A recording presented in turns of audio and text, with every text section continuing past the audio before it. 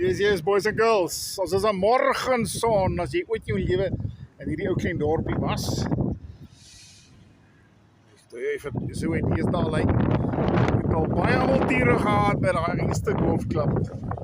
Waar daar agter die trok skuil, daar sy bord. Die golf gespeel hier morgenson. Net 9 puitjies. Jy speel jy maar 2 maal. As jy verby die 10de puitjie kom. Die dorp verval maar. Morgenson sy lokasie is teen die dorp. So moet ek hier werk.